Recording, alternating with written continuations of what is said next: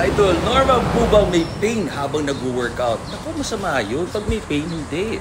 Kahit nga pag na-injured ka tapos nire-rehab, over 10, pag ang pain mo 2 or 3, warning yun. Huwag na muna gawin masyado pang mabilis, di pa kaya ng katawan natin. Dapat walang pain. Or pag nagre-rehab tayo, hanggang 2 lang or 1, over scale of 10. Pag tayo sumakit ng tiyan at 3 o 4, medyo hospital na tayo nun, di ba? So kung nag-workout ka, 3 or 4 ang pain mo, naku, parang sinisira mo yung litid mo, yung joints mo, mali yun. Yun yung mga no pain, no gain, mali yun. Kaya nga ako na-injured eh. Nag-squats ako ng 480, nag-deadlift ako 520, nag-bench press ako ng 490, tapos nag-basketball ako. Pag sahod sa akin, bumigay yung ACL, MCL, meniscus ko.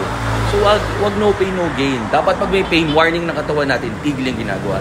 Dapat pain-free, tsaka muscle contractions lang. Diba? Wala namang pain pag nagko-contract. So nag-add ka lang ng weight, ng load para lumaki. Tama kayo, mali ako, I'm not your doctor. Do what works for you. Happy, healthy guys.